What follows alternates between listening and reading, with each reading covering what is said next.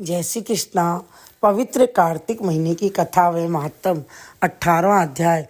नारद जी बोले, अब रौद्र रूप महाप्रभु शंकर अपने वीर गणों के साथ नंदी पर चढ़कर हंसते हुए युद्ध भूमि में आए।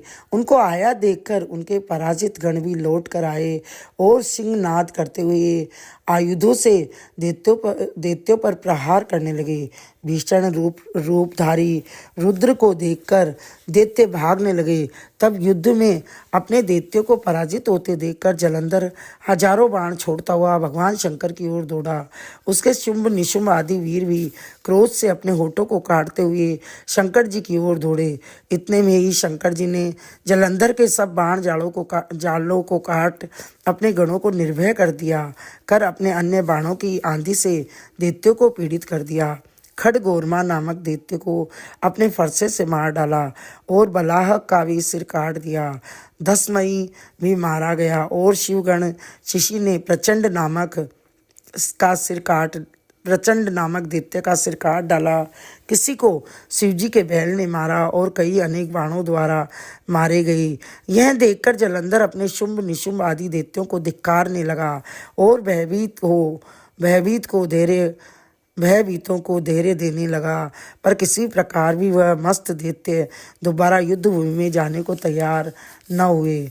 दैत्य सेना ने पलायन किया और तब महायुद्ध क्रुद्ध जलंधर शिवजी को अपनी ओर ललकारने लगा। साथ ही उसने 70 बाण मारकर शिवजी को दग्ध कर दिया तथा और भी बहुत बाणों का प्रहार किया।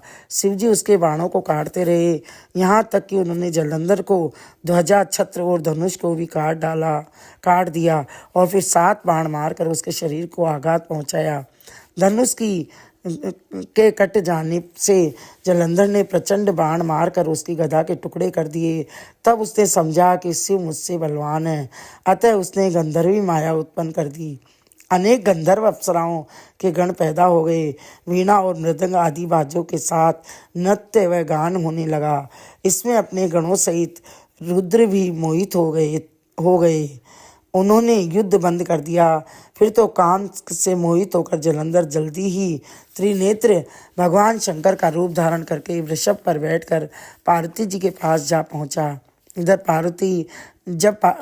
पार्वती ने अपने पति को आते देखा तो अपनी सखियों को साथ छोड़ दिया और आगे आई। पार्वती को देखकर कामातुर जलंधर का वीर्य पतन हो गया और उसके पतन से वह जड़ भी हो गया।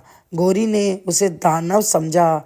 वह अंतर्ध्यान होकर उत्तर की ओर मानस पर चली गई। वहां पार्वती को न देखकर जलंधर फिर शिवजी की ओर लौटा।